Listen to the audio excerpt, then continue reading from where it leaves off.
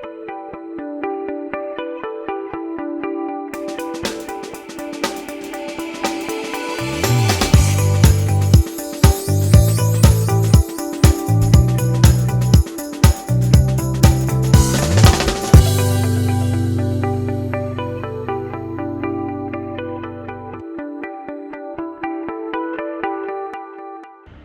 परमेश्वर का धन्यवाद हो आज के सुंदर दिन के लिए कि प्रभु ने फिर से हमें यह अवसर दिया कि हम उसकी आराधना उसके भवन में आकर अपने परिवार के साथ कर सकें और साथ ही साथ अपने घरों में अपने परिवार के साथ प्रभु यीशु मसीह की आराधना कर सकें। आज की आराधना में आप सबों का स्वागत है और मैं विश्वास करता हूं कि आज की आराधना के द्वारा हम सबों को आशीष मिलेगी। आज के मनन के लिए जो पाठ मैंने चुना है वो पाया जाता है पहला शमूएल उसका 18 अध्याय 1 पद से लेकर 30 पद तक। फर्स्ट शमूएल चैप्टर 18 वर्सेस 1 to 30। अब हम पिछले कई दिनों से एक विशेष सीरीज को देख रहे हैं जो दाऊद के जीवन पर आधारित है। दाऊद परमेश्वर के मन के अनुसार, कि कैसे परमेश्वर दाऊद के लिए कहता है कि दाऊद मेरे मन के अनुसार।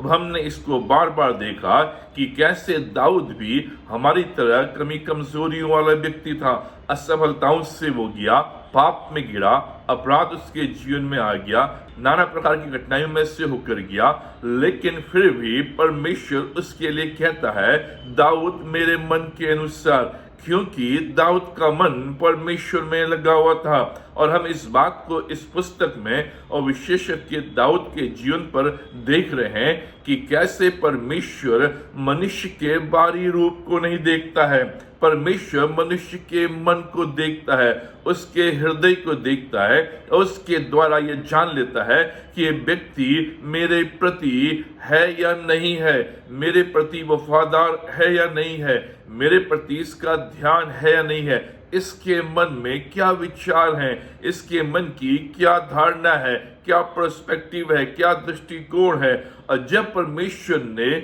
दाऊद को देखा, उसके मन को भला पाया और उसके मन को देखकर वो आकर्षित हुआ और उसने कहा यही व्यक्ति है जो मेरा अभिषिक्त होगा, जो अगला राजा होगा और इस्राएली प्रजा का वो मार्गदर्शन करेगा।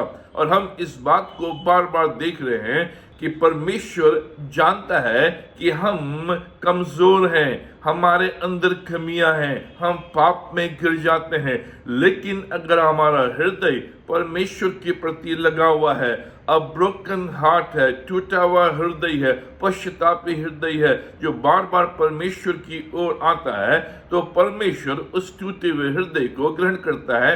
यही कारण है कि परमेश्वर ने दाऊद के ऊपर अपना मन लगाया और कहा दाऊद मेरे मन के अनुसार। आज हम इस खंड के आधार पर और आगे देखेंगे और एक और नए शीर्षक को देखेंगे कि कैसे दाऊद परमेश्वर के लिए खड़ा रहता है, कैसे दाऊद परमेश्वर की आज्ञा का अनुसरण करता है और उसके मन में कभी भी कोई कटुता नहीं, परमेश्वर से शिकायत नहीं और अपने सगे संबंधियों के प्रति भी कोई दुर्भावना नहीं।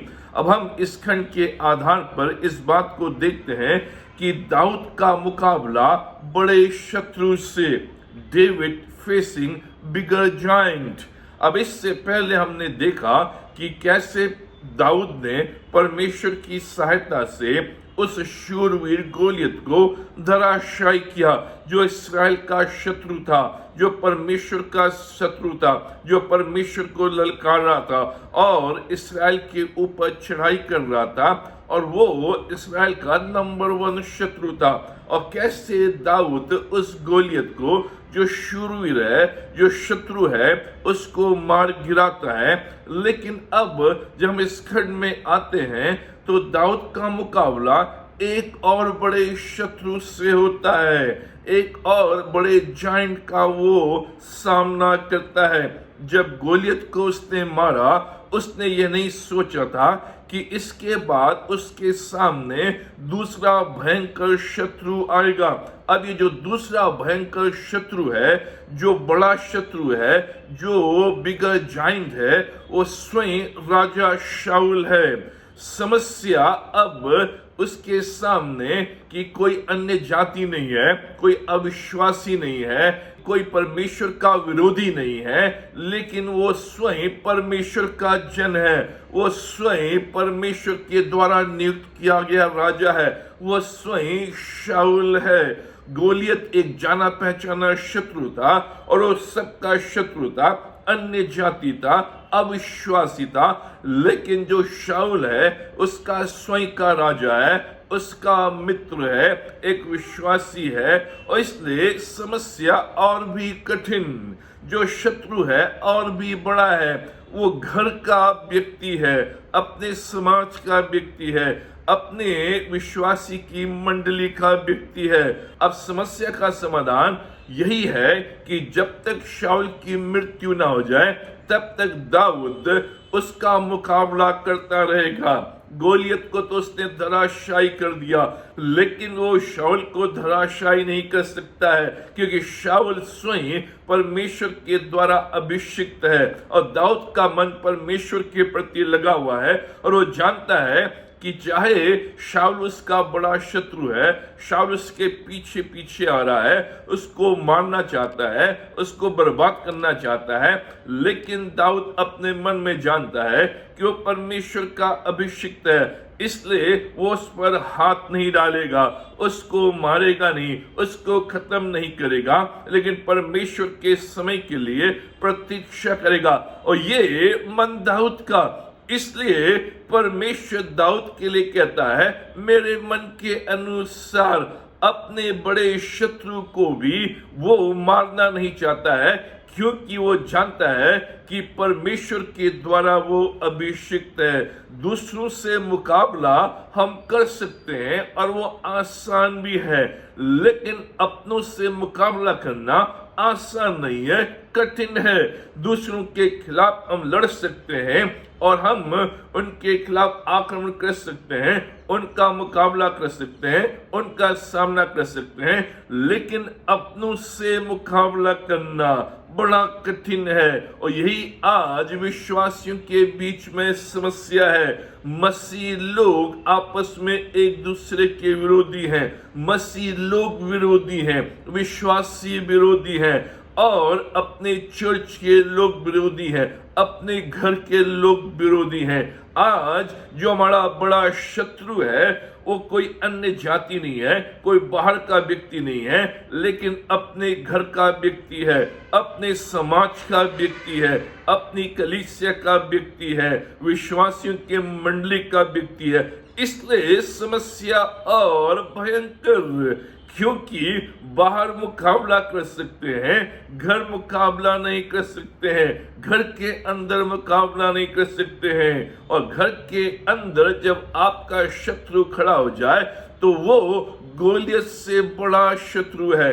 इसलिए अब जो दाऊद है वो बिगर जाइंट को फेस कर रहा है, एक बड़े शत्रु से उसका मुकाबला है।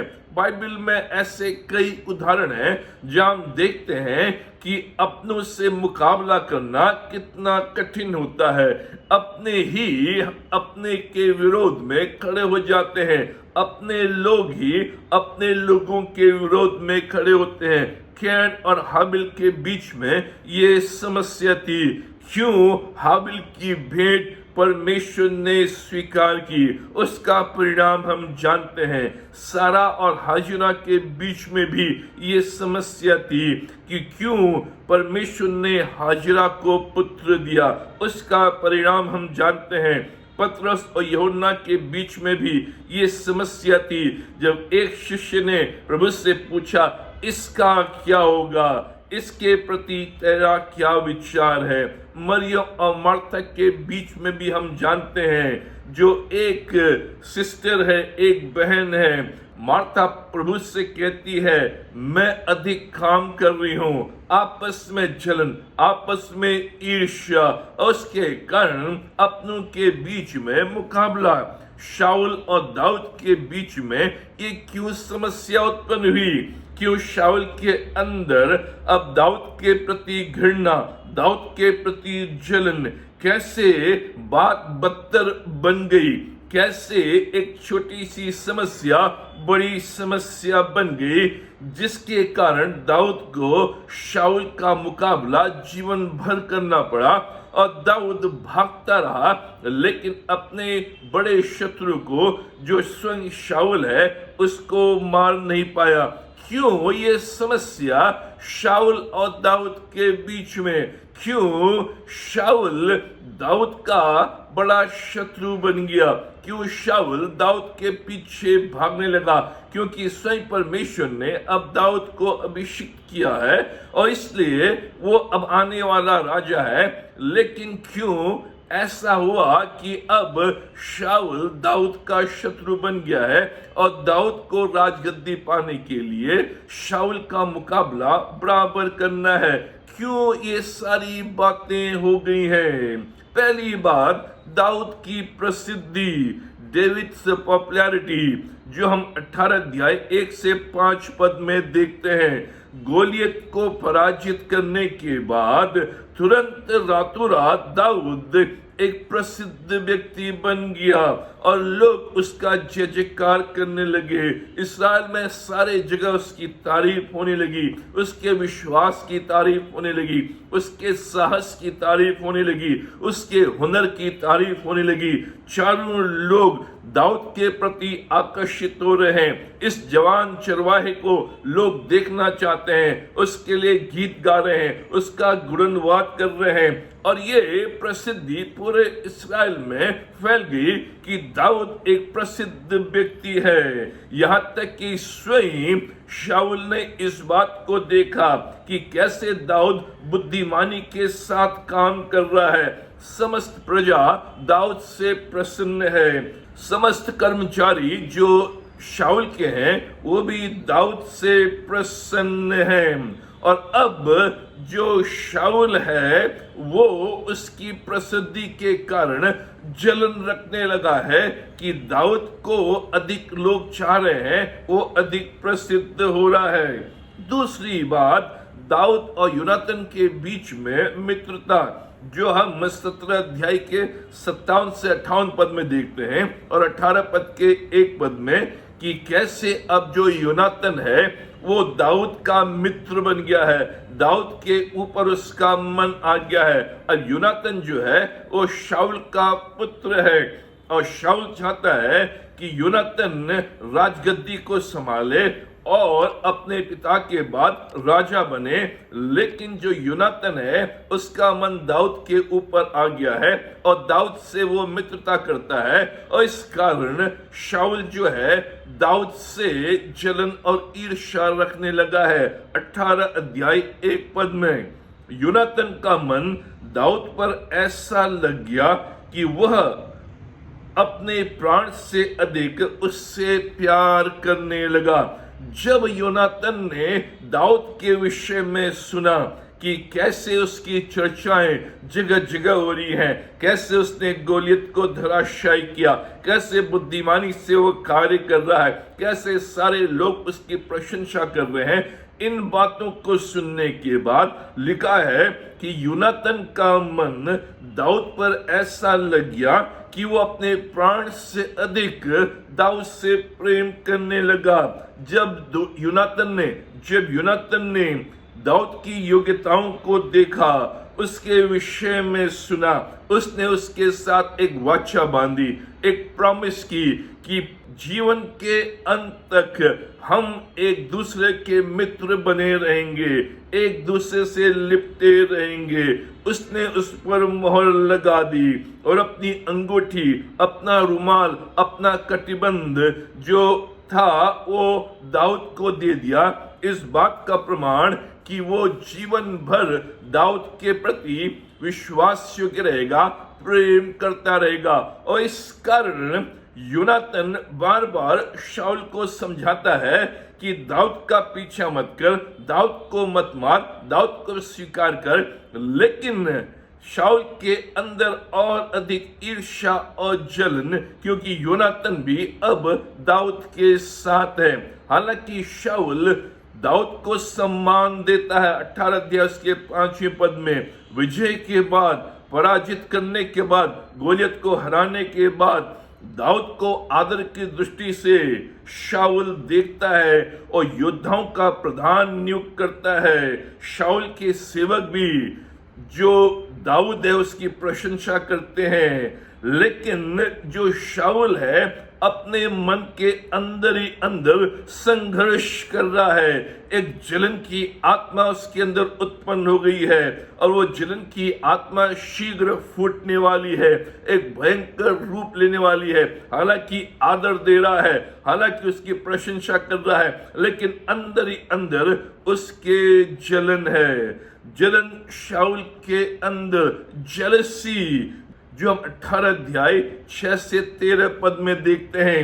आरंभ में दाऊद का कोई भी शत्रु नहीं था, लेकिन शाऊल के जलन के कारण दाऊद के प्रति जो जलन और ईर्ष्या शाऊल के अंदर आ गई। मन में जो उसके जो जलन है, मन में उसके जलन जो उमड़ रहा है, उसके कारण दाऊद का शाऊल शत्रु बन गया।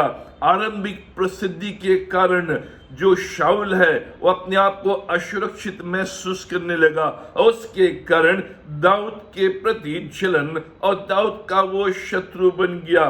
क्योंकि जब वो अपने कानों से उन गीतों को सुन रहा है, नगर नगर में, गांव गांव में, गली गली में, कोने कोने में, कि शाऊल ने तो हजारों को परंतु दाऊद ने लाखों को मारा है। 9वें पद में लिखा है कि उस दिन से शाऊल दाऊद की ताक में लगा रहा। ये बात उससे बुरी लगी जब लोग उसकी प्रशंसा कर रहे हैं और गा रहे हैं कि शाऊल ने तो हजारों को लेकिन दाऊद ने लाखों को मारा।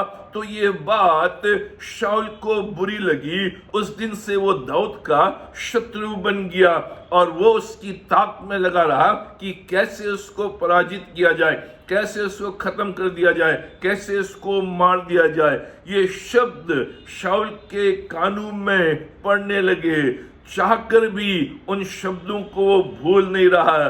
तुरंत क्रोध, शक और संदेह और ताक में कि कैसे मैं इसको हराऊं। और इसलिए 18 अध्याय के 8वें पद में जो शाऊल है इस बात को कहता है, इसलिए अब राज्य को छोड़ उसको अब क्या मिलना बाकी है। उसको सब कुछ मिल गया है, जो मेरा था सब दाऊद ने छीन लिया है, केवल राज्य ही बाकी है।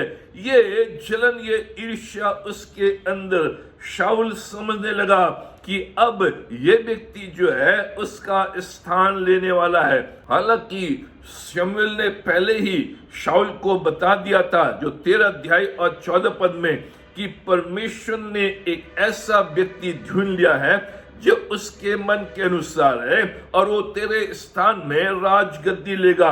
शमूएल ने शाऊल को पहले ही बता दिया था, लेकिन अब शाऊल अपनी आंखों के सामने उन बातों को पूरा होता हुआ देख रहा है। लेकिन फिर भी शाऊल अपने हाथों में सब कुछ लिए हुए है, जानबूझकर परमेश्वर की इच्छा का नजरअंदाज कर रहा है, परमेश्वर की इच्छा को नजरअंदाज कर रहा है। जब उसने दाऊद की प्रसिद्धि सुनी, जब उसने देखा उसका बेटा योनातन भी दाऊद के पीछे पीछे है, दाऊद का वो पक्ष ले रहा है, तो उसके अंदर एक भयंकर जलन की आत्मा कि कैसे दाऊद का खात्मा किया जाए, कैसे दाऊद को मिटा दिया जाए। एक व्यक्ति की प्रसिद्धि को दूसरे व्यक्ति की प्रसिद्धि ले लेती है। यही शाऊल के साथ होता है। इससे पहले शाऊल प्रसिद्ध था, लेकिन रातों रात अब दाऊद प्रसिद्ध हो गया है और इस कारण शाऊल के अंदर एक जबरदस्त जलन की आत्मा। जब हम पहला शमूएल 18 अध्याय पढ़ते हैं तो वहां न केवल हम दाऊद की प्रशंसा का वर्णन पढ़ते हैं, लेकिन हम देखते हैं कि कैसे शाऊल भी एक प्रशंसीय व्यक्ति था। उसकी प्रसिद्धि का वर्णन भी हम देखते हैं। अभी तक शाऊल इस्राएल का नेशनल हीरो है, जब राजा के रूप में उसे अभिषिक्त किया गया, सब ने नारे लगाए। 10 अध्याय के 24वें पद में, लॉन्ग लिव किंग, राजा युगान युग जीवित रहे। एक महान योद्धा था, राजा के रूप में उसने कई शत्रुओं के ऊपर जय पाई। मोआब के ऊपर, फिलिस्तीनियों के ऊपर, अमालेकियों को उसने पराजित किया। इस्राएल को उसने दासत्व से निकाला। क्या हुआ? जब लोग दाऊद की प्रशंसा करने लगे, दाऊद को अधिक जानने लगे, उसके कार्यों का वर्णन करने लगे, शाऊल के बदले दाऊद को अधिक वो मानने लगे। ऐसी परिस्थिति में अधिकतर लोग, जब आपसे अधिक कोई दूसरा प्रसिद्ध हो जाता है, आपसे अधिक दूसरे को स्थान मिलने लगता है, ऐसे परिस्थिति में अधिकतर अगर परमेश्वर की सहायता हम नहीं लेते हैं, परिपक्वता से हैंडल नहीं करते हैं, तो अंदर भयंकर जलन की आत्मा रूप धारण ले लेती है। एक भयंकर जलन की आत्मा उत्पन्न होती है जो शैतानी रूप ले लेती है। और यही शाऊल के साथ हुआ। जब उसने देखा कि दाऊद और भी अधिक प्रसिद्ध हो रहा है, उसके स्थान को ले रहा है, उसके अंदर जलन की आत्मा उत्पन्न हुई और उसने परमेश्वर की सहायता नहीं ली, परिपक्वता से उसको हैंडल नहीं किया, इसलिए जलन की आत्मा एक शैतानी रूप लेती है। यही शाऊल के साथ होता है, जो हम 7 पद से 29 पद में पाते हैं। दाऊद के प्रति जलन की आग एक भयंकर रूप लेती है। पद 9 में, शाऊल दाऊद की ताक में लगा रहा, उसका फोकस बदल गया। अभी तक इस्राएल को आगे बढ़ाना है, इस्राएल राज्य को आगे बढ़ाना है, परमेश्वर के राज्य को आगे बढ़ाना है, लेकिन अब उसका फोकस परमेश्वर से हट गया, परमेश्वर के राज्य से हट गया, अपनी प्रजा से हट गया और केवल दाऊद के ऊपर उसका फोकस है। उस दिन से लगातार वो दाऊद के ताक में लगा रहा, फोकस शिफ्टेड। पद 11 में, शाऊल ने भाला फेंककर दाऊद को मारने की कोशिश की। उस समय जब दाऊद उसकी सहायता कर रहा है, दाऊद उसके लिए बीन बजा रहा है जिससे कि उसकी आत्मा शांत रहे, वो व्याकुल ना हो, उसको नींद आए, उसकी सहायता कर रहा है। उस समय वो दाऊद को भाला फेंक कर मांगता है। उस समय जब यूनातन से उसने प्रतिज्ञा कर ली थी, बेटा अब मैं दाऊद के पीछे नहीं पड़ूंगा, उसको नहीं मारूंगा, वो मेरे सामने सुरक्षित रहेगा। उस समय वो भाला फेंक कर दाऊद को मारता है। शैतानी आत्मा, जो जलन है वो शैतानी आत्मा का रूप ले लेती है। पद 12 में, शाऊल दाऊद से डरने लगा क्योंकि परमेश्वर का आत्मा दाऊद के साथ है। असुरक्षा का डर, अब वो अपने आप को असुरक्षित महसूस करने लगा। उसे मालूम है कि अब यहोवा परमेश्वर दाऊद के साथ है। उसे दाऊद को स्वीकार करना चाहिए था, लेकिन जलन ने शैतानी आत्मा का रूप ले लिया है और इसलिए अब वो अपने आप को असुरक्षित महसूस कर रहा है और दाऊद से डरने लगा है। पद 13 में, शाऊल ने दाऊद के स्थान को बदल दिया ताकि एक दूसरे को ना देख सकें। अब वो दाऊद को देखना नहीं चाहता है। जो दाऊद उसके लिए लड़ा, जो दाऊद परमेश्वर के द्वारा अभिषिक्त है, जो दाऊद उसके बेटे का मित्र है, जो दाऊद आगे चलकर उसका दामाद बनेगा, उसको वो देखना पसंद नहीं कर रहा। यह है शैतानी आत्मा। जो जलन है, जो ईर्ष्या है, जब भयंकर रूप ले लेती है, उसको हम ठीक से हैंडल नहीं करते हैं, परिपक्वता के साथ हैंडल नहीं करते हैं, परमेश्वर से सहायता नहीं लेते हैं, तो वो शैतानी रूप को ले लेती है। शाऊल किसी भी रूप में अपनी तुलना दाऊद के साथ देखना पसंद नहीं कर रहा है। लोग कह रहे हैं कि दाऊद शाऊल से अच्छा है, लेकिन शाऊल नहीं चाहता है कि उसकी तुलना दाऊद के साथ की जाए। 13 और 17 पद में, शाऊल ने दाऊद को 1000 सैनिकों के ऊपर अधिपति बनाया, इस आशा से कि फलिश्ती उसे मार डाले। उसके अंदर चालाकी, षड्यंत्र कि कैसे दाऊद को फलिश्ती लोग मार डालें। 20 और 21 पद में शाऊल ने अपनी बेटी मीकल को दाऊद की पत्नी होने के लिए दिया, इस आशा से कि वो दाऊद के लिए फंदा बन जाए। अपने दामाद को फंसा रहा है, अपनी बेटी को वो प्रयोग कर रहा है, यूज कर रहा है, जिससे कि अपनी बेटी के द्वारा उसके साथ विवाह करके उसको उसकी पत्नी बनाकर उसका खात्मा करे और उसकी जो बेटी है विधवा बन जाए और जो दामाद है उसकी मृत्यु हो जाए। ये चालाकी, ये शैतानी आत्मा जो जलन है भयंकर रूप ले लेती है और वो अपने ही लोगों को तबाह करती है। 22वें पद में शाऊल ने गुप्तचर कर्मचारियों को रखा कि दाऊद के साथ छल करके पकड़वाए। उसने सीक्रेट एजेंट्स को रखा, भेदियों को रखा, ताकि वो दाऊद के साथ छल करें और उसको पकड़वा दें और उसको मार दें। 29वें पद में शाऊल ने अपने आप को सदा के लिए दाऊद का शत्रु बना दिया। हमेशा हमेशा के लिए शाऊल दाऊद का शत्रु बना रहा। ये जो जलन है, जो भयंकर आत्मा का रूप ले लेती है, भयंकर शैतानी आत्मा का रूप लेती है।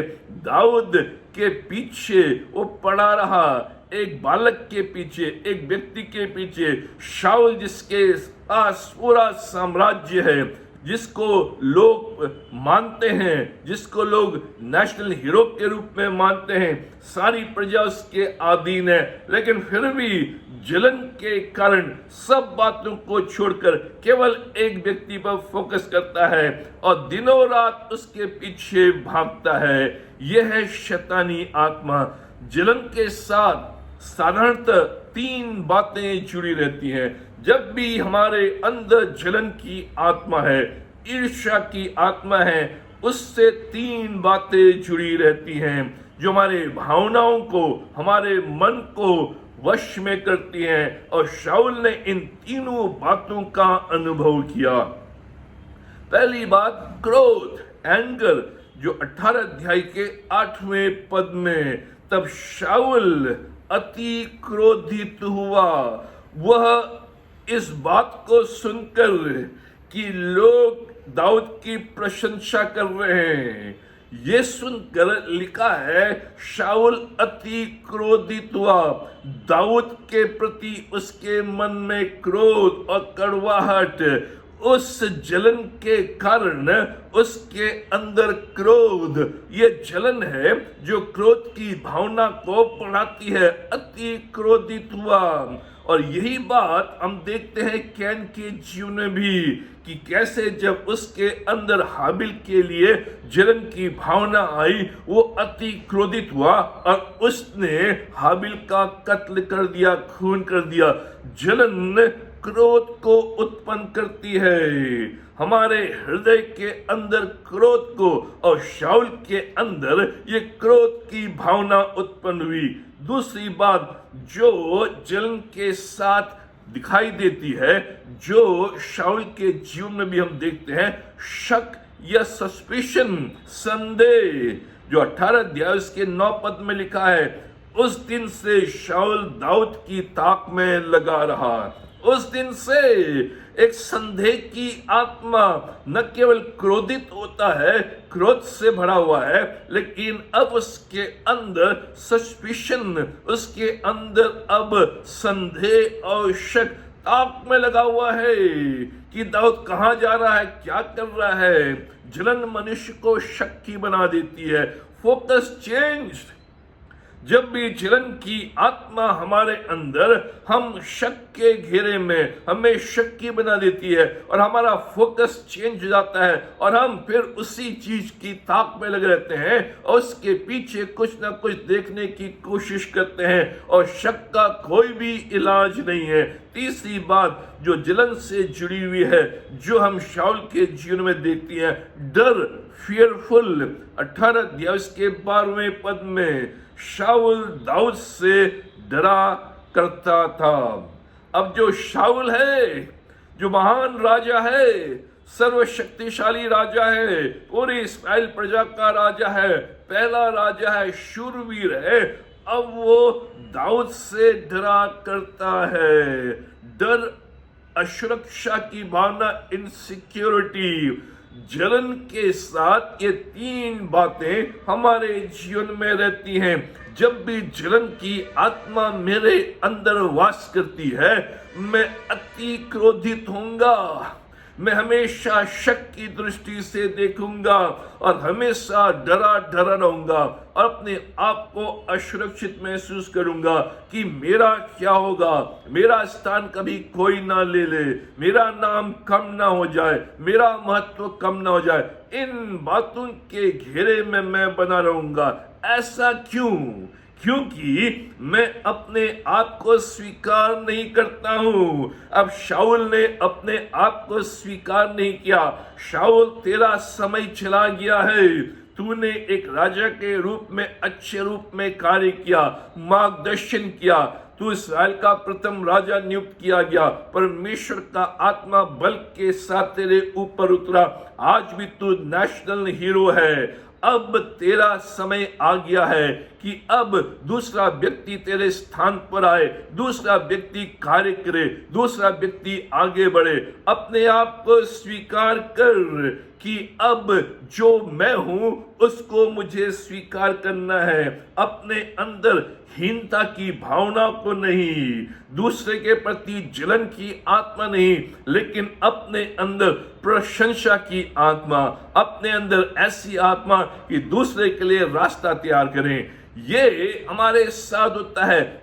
जब हम अपने आप को स्वीकार नहीं करते हैं कि मैं कौन हूं, अब मेरा क्या कार्य है, उस कार्य में मुझे बढ़ना है। दूसरी बात, मैं अपनी स्थिति को नहीं समझता हूं। अब शाऊल को भी यही समस्या का सामना करना पड़ा। वो अब अपनी स्थिति को नहीं समझ रहा है।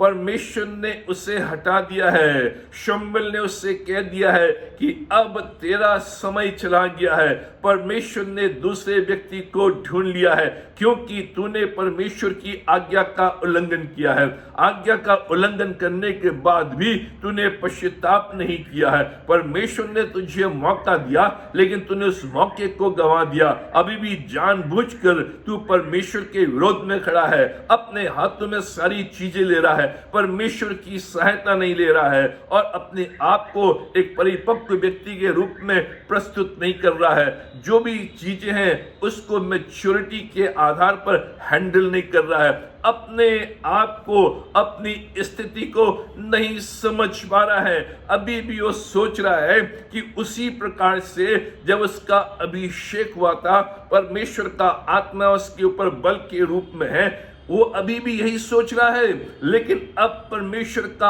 आत्मा उससे हटा दिया गया है, उससे अलग हो गया है। अपनी स्थिति को समझे कि आज मेरी स्थिति क्या है।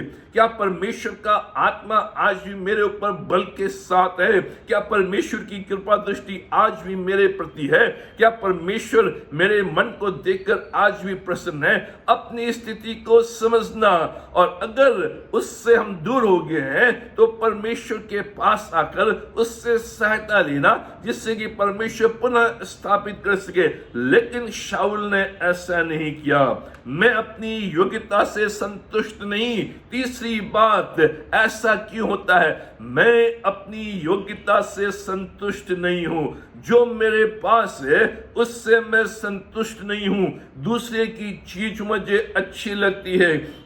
शाऊल के पास भी यही समस्या, उसके अंदर यही समस्या।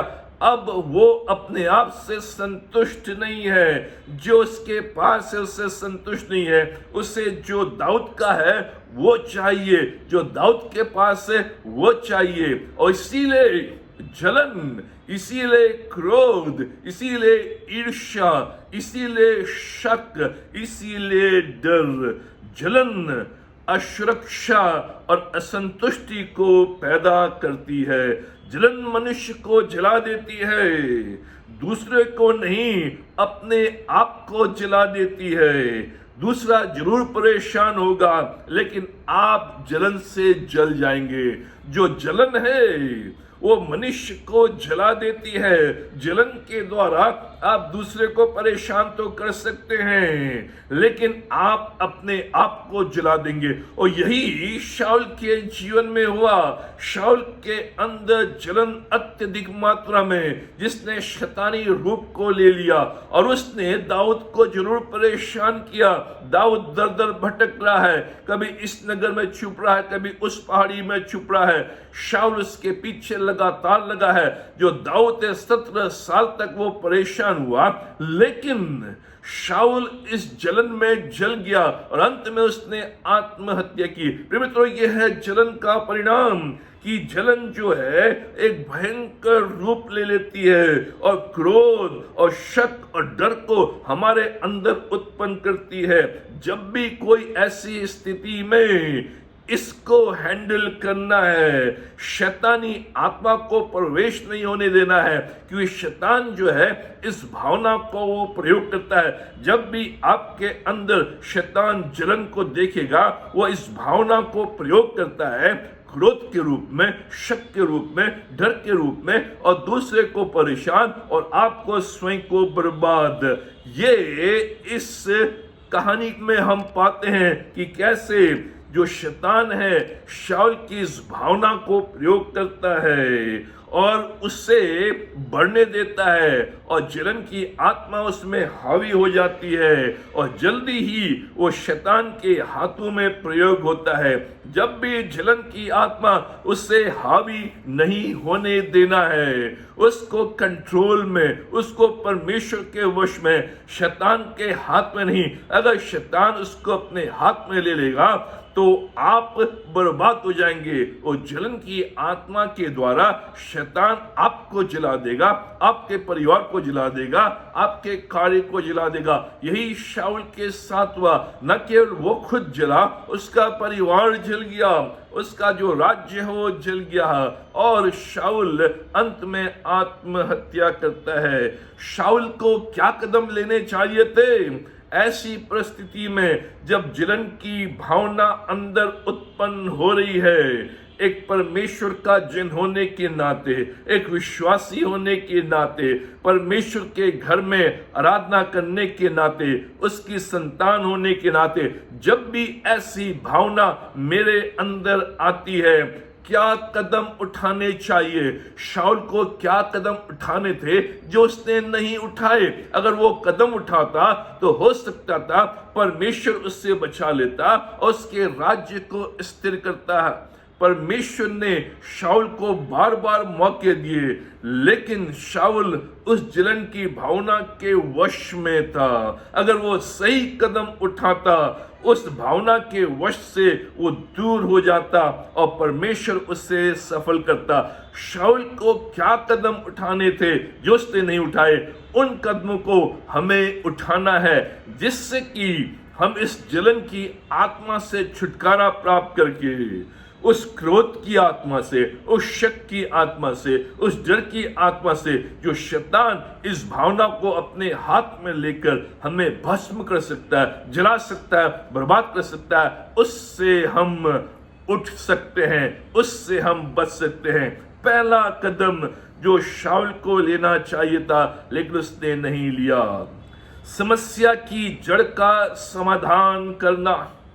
शाऊल को सबसे पहले जो भी समस्या की जड़ थी उसका समाधान करना चाहिए था। उसकी जो मूल समस्या थी वो घमंड और कठोर मन। उसका जो मन था वो कठोर हो गया था।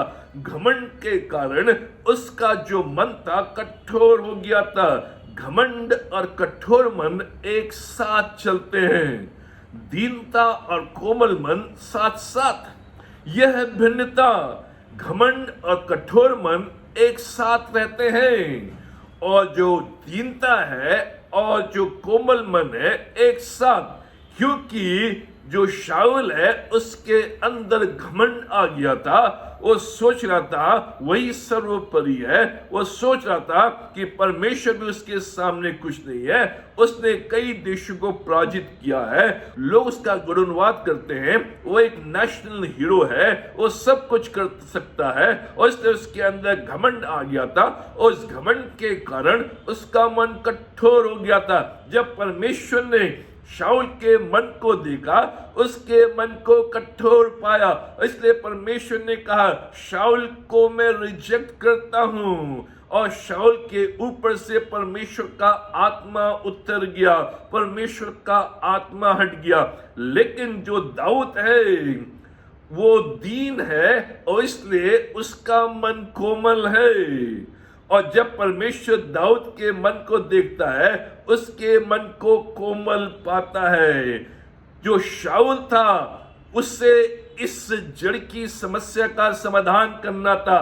जैसे आरंभिक अवस्था में वो दीन था और कोमल मन के साथ वो आगे बढ़ रहा था, परमेश्वर उसके साथ था। लेकिन जैसे जैसे सफलता को उसने हासिल किया, उसके अंदर घमंड, और घमंड के कारण कठोर मन। परमेश्वर कठोर मन को स्वीकार नहीं करता है, परमेश्वर कोमल मन को स्वीकार करता है।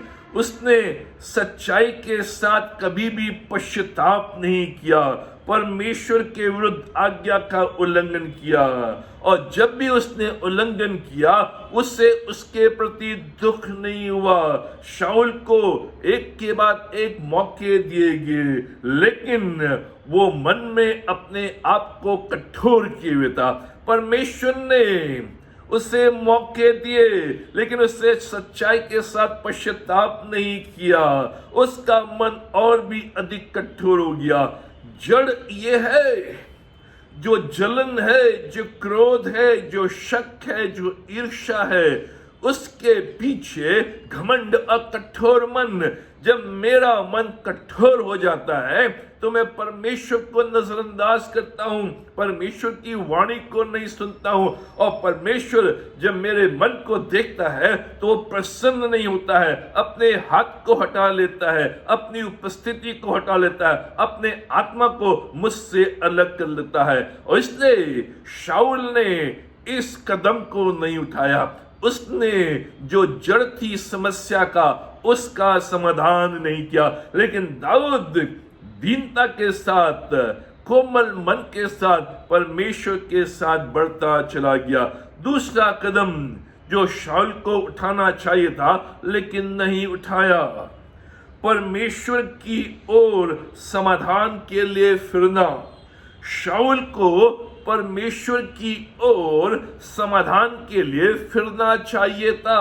उसे परमेश्वर की ओर आना चाहिए था। उसे मालूम होना चाहिए था कि उसके जीवन में समस्या आ गई है, उसके जीवन में अपराध आ गया है, उसके जीवन में पाप आ गया है, और जो जलन की आत्मा है ये भयंकर रूप ले रही है, और शैतान इसका प्रयोग कर रहा है और उसको अपने हाथों में ले रहा है और शाऊल को बर्बाद कर रहा है, परमेश्वर के कार्य को बर्बाद कर रहा है, परमेश्वर के लोगों को बर्बाद कर रहा है। उससे परमेश्वर की ओर फिरना चाहिए था, लेकिन वो परमेश्वर की ओर नहीं फिरा। अपने नीति नियमों के द्वारा वो आगे बढ़ रहा है। परमेश्वर के बदले वो ओझा भूत सिद्धि वाले लोगों के पास जा रहा है। परमेश्वर की ओर तो नहीं फिरा, लेकिन वो भूत सिद्धि वाली स्त्री की ओर जा रहा है। जो ओझा करने वाले लोग हैं उनकी ओर जा रहा है, जो टोना टुटका करने वाले हैं उनकी ओर जा रहा है, जो जादू टोना करने वाले हैं उनकी ओर जा रहा है। भूत सिद्धि स्त्री के पास जा रहा है और उससे पूछ रहा है कि मेरा भविष्य बता, मैं क्या करूं, कैसे करूं। ये शाऊल की समस्या जब जलन की आत्मा भयंकर रूप ले लेती है, शैतान इस भावना को अपने हाथों में लेता है, तो वो हमें परमेश्वर से दूर करके अपनी ओर खींचता है, अपनी शैतानी शक्तियों के द्वारा हमें प्रभावित करता है। शाऊल को परमेश्वर की ओर फिरना था। जैसे दाऊद जब भी कोई अपराध करता था, जब भी परमेश्वर की आज्ञा का उल्लंघन करता था, जब भी कमी कमजोरियां उसके जीवन में आती थी, जब भी वो पाप कर बैठता था, वो सीधे परमेश्वर की ओर फिरता था। अपनी पाप की समस्या का समाधान परमेश्वर से लेता था, अपने अपराध की समस्या का समाधान परमेश्वर से लेता था, अपनी कमी कमजोरियों की समस्या का जो हल था वो परमेश्वर से लेता था, परमेश्वर की ओर फिरता था। लेकिन शाऊल परमेश्वर की ओर नहीं फिरा, वो अन्य दिशा में जाने लगा, जिसके कारण उसकी बुद्धि भ्रष्ट हो गई है। वो नहीं जान पा रहा है कि वो क्या कर रहा है। हालांकि दूसरे लोग जान रहे हैं, दूसरे लोग देख रहे हैं कि जो शाऊल है वो गलत कर रहा है, वो ठीक नहीं कर रहा है, परमेश्वर से दूर चला गया है। लेकिन स्वयं शाऊल अपने अंदर इस बात का अनुभव नहीं कर रहा है, इस बात को नहीं जान पा रहा है, क्योंकि उसकी बुद्धि भ्रष्ट हो गई। जब भी जलन की आत्मा भयंकर रूप ले लेती है, क्रोध को, डर को, शक को उत्पन्न करती है, शैतान इन भावनाओं को अपने हाथों में लेता है, उसके द्वारा हमारी बुद्धि भ्रष्ट हो जाती है। तो हम गलत को सही सोचते हैं और सही को गलत सोचते हैं, सही मार्ग को गलत सोचते हैं और गलत मार्ग को सही सोचते हैं, परमेश्वर के कार्य को गलत सोचते हैं, शैतानी कार्यों को सही सोचते हैं, और हम शैतान की नीति नियमों के आधार पर चलने लगते हैं। वही शाऊल के साथ हुआ। जहां तक हम यहाँ पर इसका विवरण देखते हैं, हम जानते हैं कि एक बार भी जो शाऊल था उसने ये नहीं कहा मेरे मन को परमेश्वर तू बदल, मेरे व्यवहार को तू बदल, मेरे अंदर फिर से नई आत्मा को उत्पन्न कर, मेरे हृदय में फिर से अपने उद्धार को लेकर आ। वो एक बार भी नहीं कहता है कि मेरे मन को बदल, मेरी आत्मा को बदल, मेरे व्यवहार को बदल, मुझे फिर से तू नया तरो ताजा कर। एक बार भी नहीं।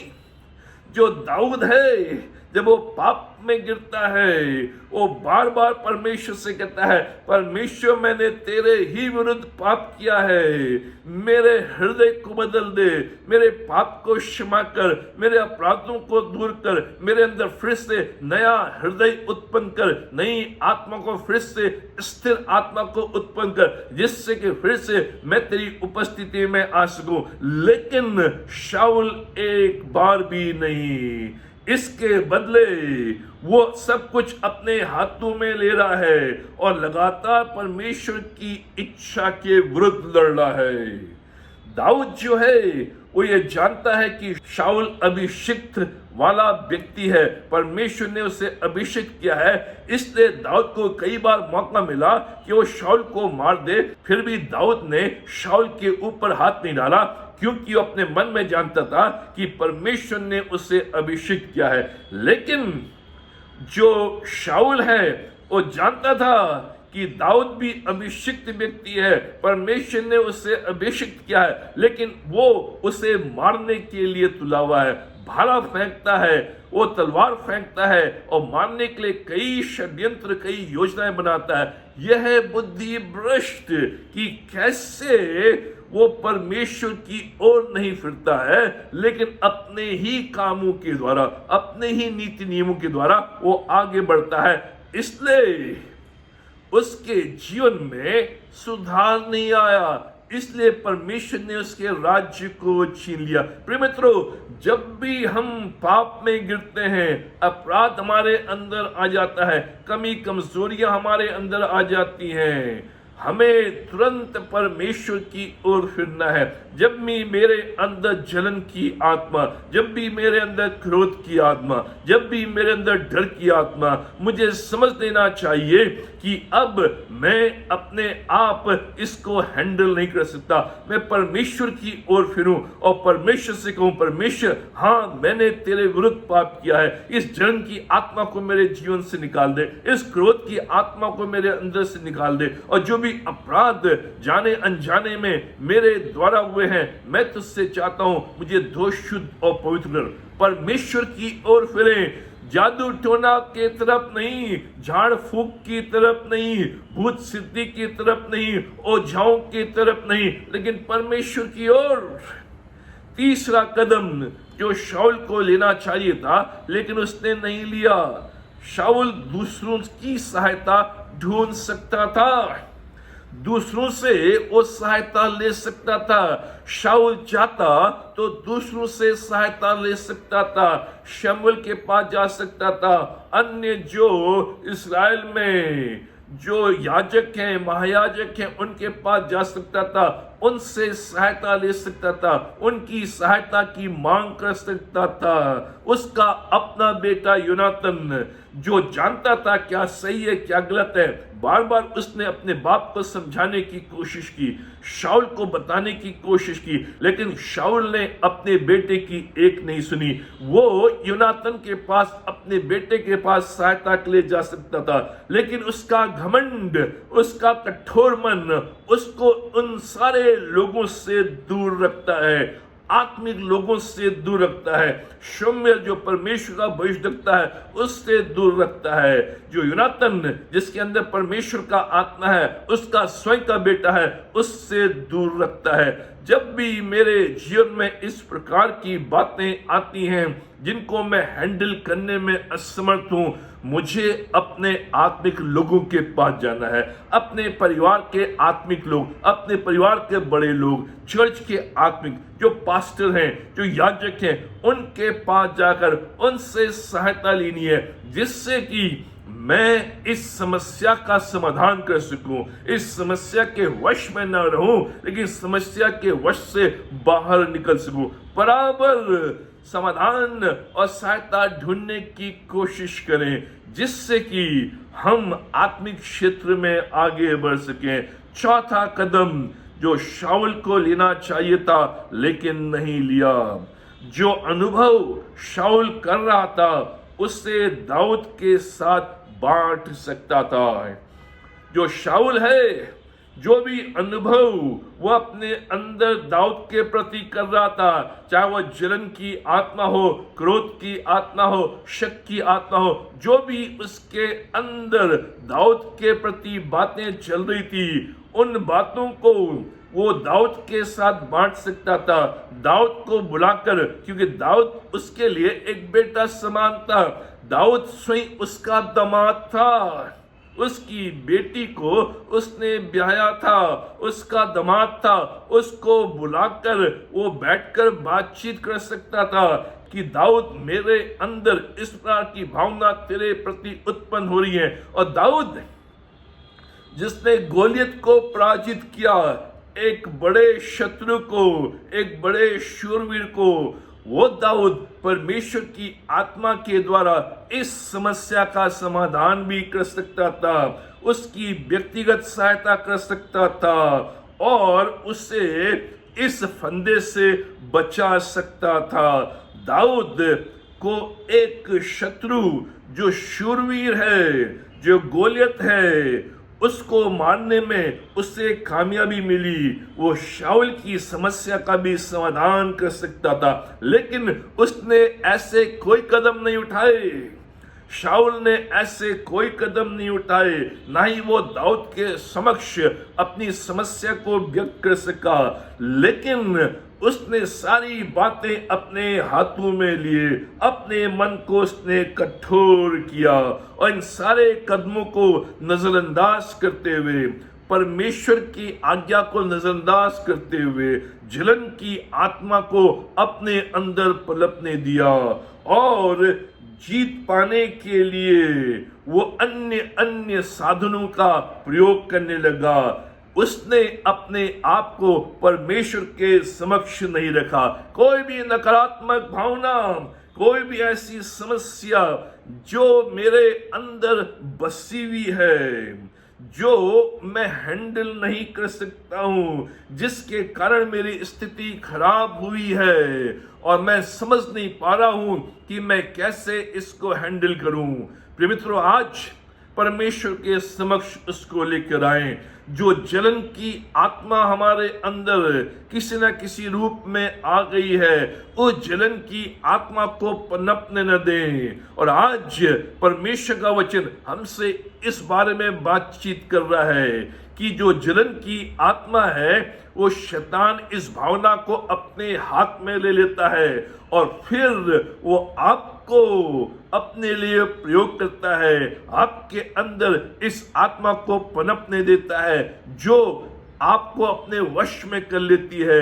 क्रोध, शंका और घमंड और कठोर मन और डर, जिसके द्वारा हमारे अंदर उत्पन्न होता है। परमेश्वर के पास जाएं। जो 4 कदम शाऊल ने नहीं उठाए, उन 4 कदमों को हम उठाएं, जिससे कि जो भी समस्या मेरे अंदर आ गई है, जो भी मन कठोरता से भर गया है, कटुता से भर गया है, जलन से भर गया है, ईर्ष्या से भर गया है, उसको परमेश्वर की सहायता से दूर कर सकें। आज जब आप इस वीडियो को सुनते हैं, परमेश्वर के समक्ष आए और परमेश्वर से कहें, परमेश्वर, आज तक मैं तुझसे भागता रहा और मैं सोच रहा था कि मैं अपने आप इसको हैंडल कर लूंगा, लेकिन आज मैं जान गया हूं कि मैं अपने आप में असमर्थ हूं। तेरी वेदी में आता हूं। इस जलन की आत्मा को, इस क्रोध की आत्मा को, इस शक की आत्मा को, इस डर की आत्मा को, इस असुरक्षा की आत्मा को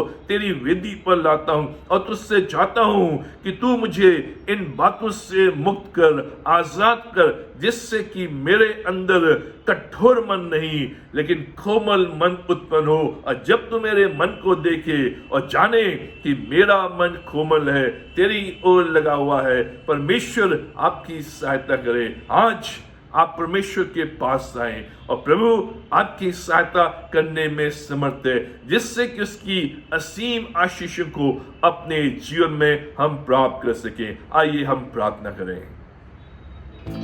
हमारे महान जीवेश्वर शक्तिमान परमेश्वर पिता, हम धन्यवाद देते हैं ये तमाम आशीषों के लिए, कि रक्षा, मदद, भलाई, करुणा, दया के लिए। धन्यवाद देते हैं पिता परमेश्वर तेरे सुंदर वचन के लिए, जो बार बार हमारे हृदयों को छेदता है और हमारे अंदर तेरी अच्छी भावना को उत्पन्न करता है, और जो भी कमी कमजोरी हमारे जीवन में आ गई है उनको दूर करता है। तेरा वचन है जो हमें स्वच्छ और साफ करता है, नए हृदय को उत्पन्न करता है, और जो भी बुरी आत्माएं हैं उनको दूर करता है, जो भी बुरी भावनाएं उनको दूर करता है, जिससे कि हमारा मन तेरे सामने स्वच्छ रहे, कोमल रहे, और जब तुम्हारे मन को देखे अति प्रसन्न हो, जिससे हम तेरी आशीषों को, सामर्थ को प्राप्त कर सके। तुम्हारी सहायता, रक्षा और मदद करें। हम प्रार्थना करते हैं अपने कलीसिया के प्रत्येक परिवार के लिए, हर परिवार में तेरी आशीष रहे। पिता परमेश्वर, जो भी दुख, बीमारी, संकट, परेशानियां, उनको तू दूर कर, अपना चंगाई का हाथ रख, हर बीमारी को यीशु के नाम से दूर कर, जो भी आवश्यकता है अपने खजाने से पूरा कर, जिससे कि पिता परमेश्वर हम निरंतर तेरी संगति में आगे बढ़ सके। हम धन्यवाद देते हैं आज के इस दिन के लिए, तुम्हें समान हमारी सहायता कर। ये सब कुछ अपने उद्धारकर्ता प्रभु यीशु मसीह के नाम में कर मांगते हैं, आमीन। अब प्रभु यीशु मसीह का अनुग्रह, पिता परमेश्वर का प्रेम और पवित्र आत्मा की संगति हम सबों के साथ और विशेष करके इस प्रिय परिवार के साथ आज और हमेशा तक बनी रहे, आमीन।